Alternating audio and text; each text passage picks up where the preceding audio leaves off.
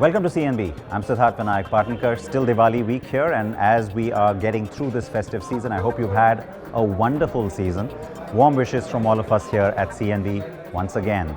Now, how can we wrap this season without bringing you a few more fireworks, right? So, two big patakas lined up for you today. There's a very hot Audi that's coming up, exclusive, later on the show. But we'll begin with the latest generation Bajaj Pulsar. A new Bajaj Pulsar, that definitely makes news, and there is so much curiosity around this new product. Pritam spent time with it to bring you this.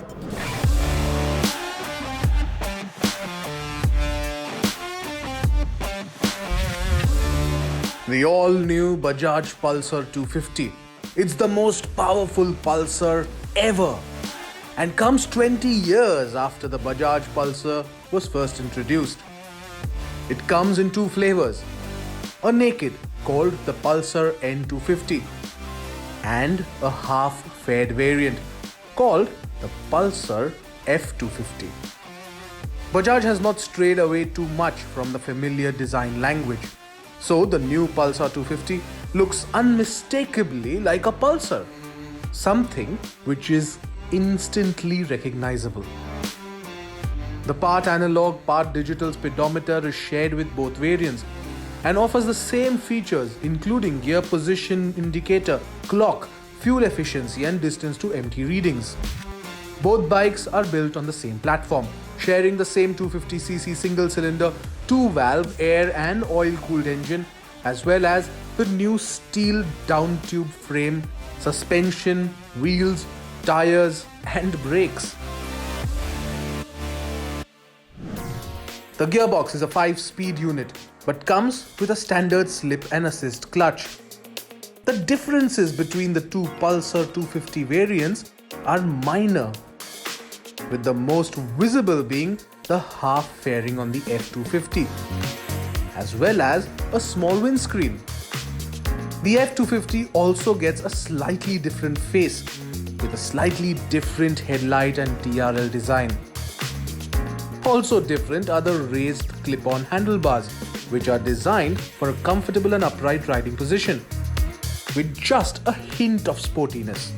Comfortable, but not too aggressive. The fairing has added 2 kilograms on the F250, but definitely offers better wind protection and aerodynamics. The naked Pulsar N250, on the other hand, wears an angrier design, with a more aggressive face.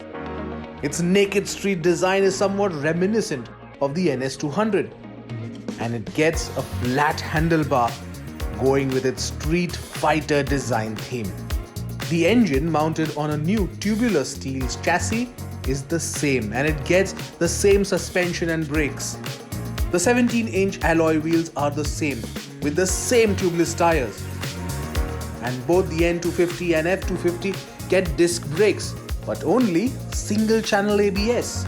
Both bikes also have the same seat height and ground clearance, but the naked is 2 kilograms lighter than the F250. The Pulsar brand is a very important brand for Bajaj Auto, but it also changed the whole motorcycling landscape in India when the first Pulsars were introduced in 2001. The Pulsar 150 and 180, the first gen model, changed what we knew back then about motorcycles with muscular, robust and chiseled looks. Completely new kind of motorcycles. And over the years, the Pulsar brand has cemented Bajaj's position as a manufacturer of motorcycles, and today Bajaj is of course the largest exporter of motorcycles from India. 20 years later, we have these two, the Bajaj Pulsar 250, and now Bajaj says these two are the best ever Pulsars yet. So those are the two bikes that we're riding today. See if they are actually the best Pulsars yet. On the move, it's immediately apparent that the new Pulsar 250 feels more refined with slick gear shifts. The riding position is friendly and neutral, something which riders of all kinds of height and experience will welcome. The 250cc engine is smooth and offers linear acceleration to keep things fairly interesting without being intimidating, even for new riders. The new chassis has been stiffened for better handling, and that's immediately obvious by how planted the new Pulsar 250 is around the set of corners. With better aerodynamics is the F250, which offers better top-end performance than the Naked.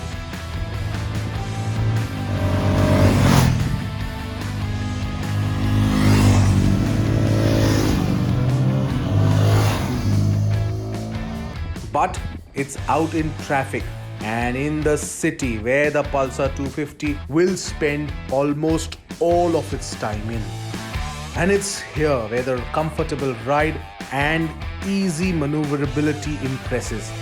The Pulsar 250s make light work of filtering through traffic, and ride quality is plush and comfortable.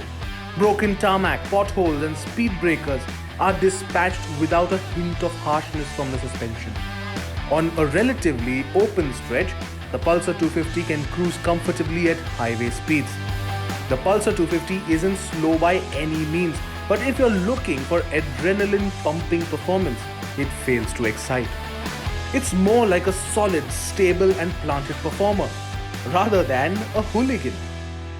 To me, the new Pulsar 250 offers a very smooth engine, smooth and refined engine, very slick gear shifts, and that slip and assist clutch is a boon while riding in traffic. So you don't feel any stress on your hand when you're changing gears, going in bumper to bumper traffic, or even negotiating normal everyday traffic in the city. Fifth gear, you can easily go at 45-50 kilometers per hour. You can easily pull cleanly without downshifting to fourth or third. So that's the kind of strong mid-range that happens. And when you go into crawling speeds as well, you can very easily pull from second gear onwards. It's a 5-speed gearbox. I do miss a 6th gear when sitting at high speeds on the highways. The new Pulsar 250 is not a radical change from the way the Pulsars have been designed over the years. In fact, the last generation Pulsar 220 or even the Pulsar 200s, that one looks more like a NS200, slightly more refined, more modified version of a NS200, so that it retains that Pulsar identity. But in 2021, all new Pulsar, I would have expected a little bit more features. Perhaps Bluetooth connectivity, just for the gizmos. Not many people like to use those, but yes, just for bragging rights, why not? So overall, I think the new Pulsar 250 does justify the all-new tag. Best Pulsar ever? Yes, definitely the best Pulsar ever, but could it have been better? That's also a definite yes. Could have been better, but it's definitely the best Pulsar yet. The biggest strength of the new Pulsar 250 is its attractive price tag, something which will certainly attract its share of fans and followers. And there's no doubt that Bajaj has certainly introduced a pair of well-rounded motorcycles. But as the flagship Pulsars of the 21st century, celebrating the 20th anniversary milestone, the Pulsar 250s just about fall short on the wow factor. Something which can make all the difference between a good product and a truly great one. That is the new Bajaj Pulsar 250. Please react to it. We'll take a short break here, but when we come back, it's that promised exclusive story, RS e-tron GT. Keep watching.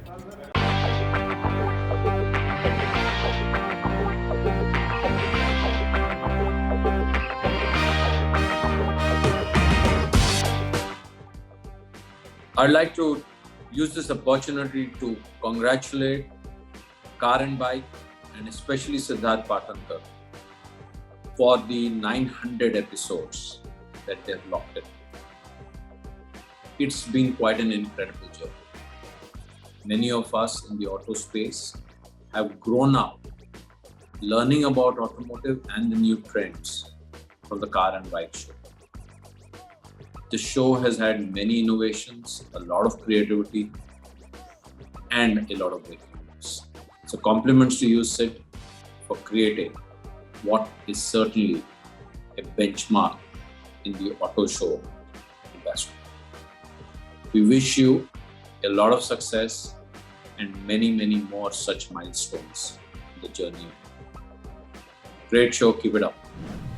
My heartiest congratulations to the entire team at CarAndBike for achieving the milestone of 900th episode. I have always enjoyed my interactions with Siddharth and team, and I really appreciate the kind of insights and knowledge which they bring about the automotive as well as the super luxury segment in India. Over the last many years, the team has done some stellar work and they have become a very credible name not only for the audience but also for the industry at large. I wish the entire team at CarAndBike many more milestone achievements in future and wish them to grow bigger and better in times to come.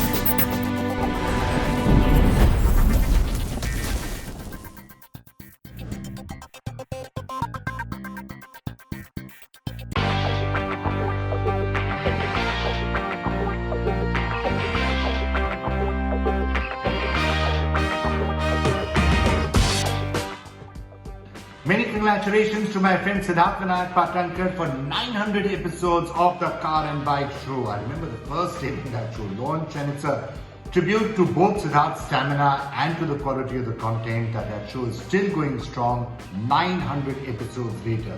Great to be partnering with you on many things on Editor G as well, Siddharth, and all the best for the next 900 episodes of the Car and Bike Show. Welcome back to CNB. It is our Diwali week special if you're just tuning in, and we have some nice surprises for you. A huge exclusive story coming up now. When you think Audi RS, it's cars like this that come to mind, right? Lots of performance, lots of power and a lot of noise. Well, what if I tell you that all that performance is still very much there, but you know what, going forward, the noise is almost going away. RS e-tron GT. Yes, the car just launched in India a few days ago, but no one got their hands on it. I was in Germany, got my hands on it. Here is a nice CNB exclusive.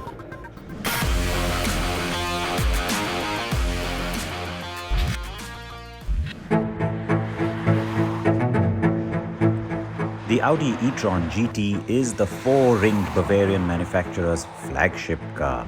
It sits at the pinnacle of both engineering and performance, and the design's not half bad either, right?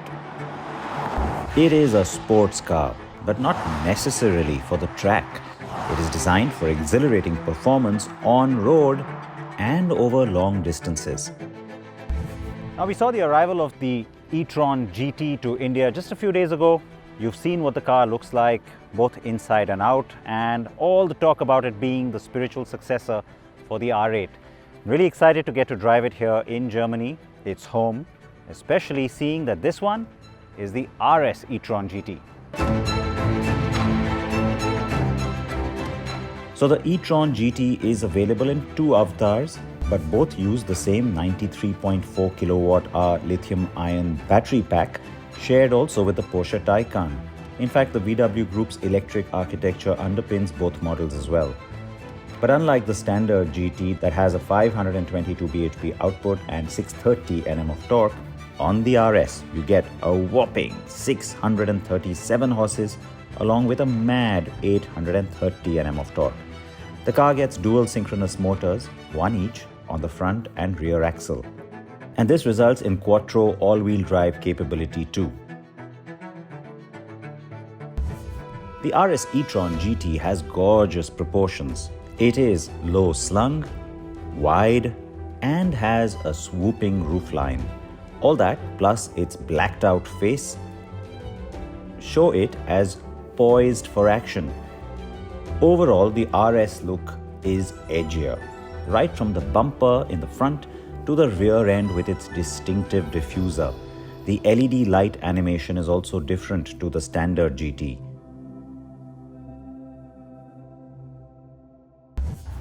While initially disappointed not to get my test car in a racy red or electric blue or a bright green, the Daytona grey is really growing on me. as it gives the car a menacing allure and makes the RS elements really stand out. Inside too, the car gets distinctive RS touches. The idea is to exemplify luxury though, and not just mad sportiness, which as a four-door car I can totally get. The cabin looks refined, and while I like the red leather treatment, some find it tacky. The latest MMI infotainment and connectivity interfaces, virtual cockpit, head-up display and driver aids are standard. In fact, the interior really scores over the Porsche Taycan for me, and it is completely loaded on safety.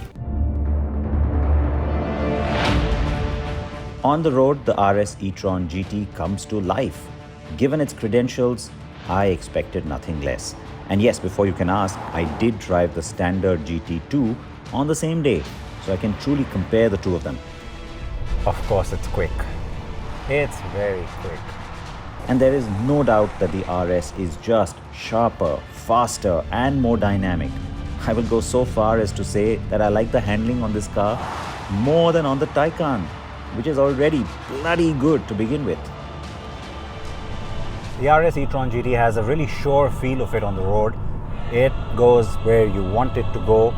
You get a sense of its overall size though, that I do have to say, but it has a real sort of a GT feel to it, which may be a little exaggerated because, well, it's in the name, and so why not have that sensation?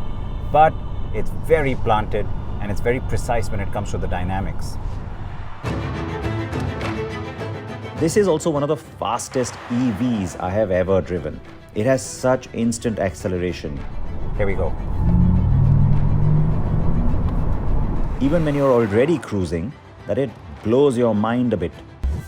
The e-tron GT gets 4-corner air suspension and adaptive dampers as standard. It also has torque vectoring on the rear axle. All of this gives the car a very taut feel, even in corners. And there's plenty of aggression while maintaining a neat balance. Oh. The braking is just superb. And let's not forget, you can set levels of regenerative braking to enhance power being fed back into the battery. The Taycan's steering is sportier though, as I found the RS e-tron GT's steering almost too light. This meant a few corrections every now and then, meaning more driver input and alertness required. But all that is only at the faster and more dynamic end of its performance spectrum. The RS does 0 to 100 km per hour in 3.3 seconds, and its top speed is limited to 250 km per hour. So you're driving along nice and easy. In efficiency mode, you can go, of course, straight to comfort. It's one of the few RS cars that has an efficiency mode to begin with. Comfort's the default. And then here's the interesting thing. You put it into dynamic, and the car kind of gets a little growly. I mean, I don't know how else to describe it. It's very silently growly.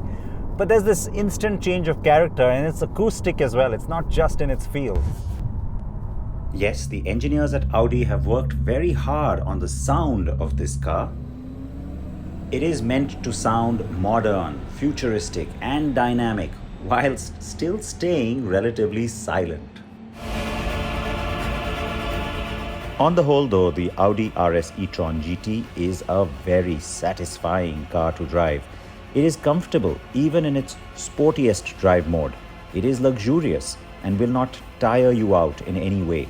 It also has a drive range that can go as high as 480 kilometers, though my European counterparts tell me that 380 kilometers is comfortably achieved.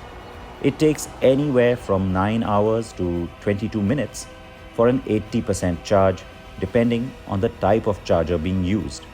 It is now available in India starting at 2 crore 5 lakh rupees, and while it's clearly not for everyone, it justifies the higher price tag over the standard GT, for sure. Yeah, that's never going to get old.